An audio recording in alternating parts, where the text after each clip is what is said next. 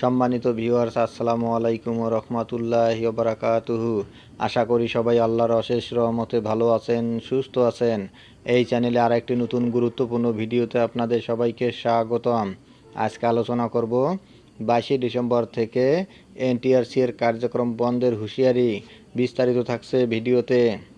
এই ভিডিওটি দেখার আগে যারা এই চ্যানেলে একদম নতুন তারা অবশ্যই চ্যানেলটি সাবস্ক্রাইব করে পাশে থাকা বেল আইকনটি প্রেস করে দিন। আর যারা ইতিমধ্যে সাবস্ক্রাইব করেছেন তাদেরকে জানাই অসংখ্য ধন্যবাদ। 22 ডিসেম্বর থেকে এনটিআরসি এর কার্যক্রম বন্ধের হুঁশিয়ারি।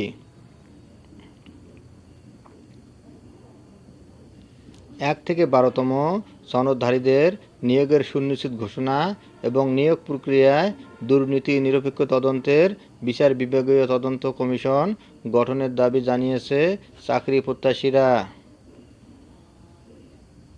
শুক্রবার বিকেল 5টায় ঢাকা বিশ্ববিদ্যালয় সাংবাদিক সমিতিতে আয়োজিত এক সংবাদ সম্মেলনে এসব দাবি জানানো হয়।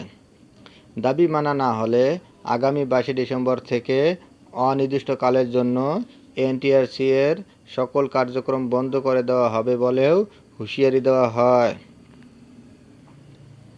সংবাদ সম্মেলনে লিখিত বক্তব্য পাঠ করেন এনটিআরসি এর নিবন্ধিত 1 থেকে 12তম নিয়োগ প্রত্যাশী শিক্ষক পরিষদের প্রধান সমন্বয়ক জি.এম. ইয়াসিন ও সংগঠনটির প্রধান উপদেষ্টা আমির আহসাব।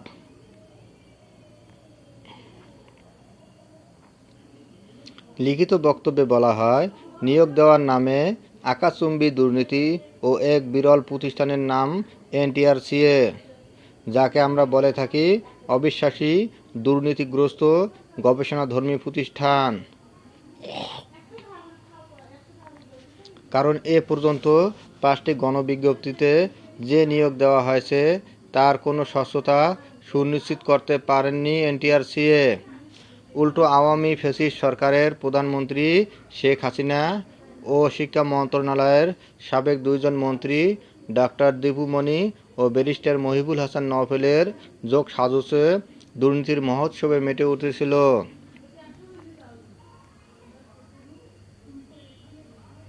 এ সময় আরও বলা হয়, এনটিআরসি এর নিয়োগের সুনিশ্চিত ঘোষণা না করা পর্যন্ত বোরাক টাওয়ারের সামনে ইস্কাটন গার্ডেন রোডে আইনগত অধিকার ফিরে পাওয়ার জন্য সর্বাত্মক শান্তিপূর্ণ অবস্থান কর্মসূচি পালন করবে চাকরি প্রত্যাশীরা।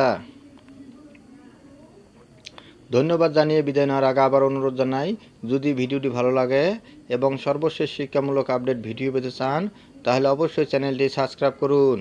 ধন্যবাদ সবাইকে।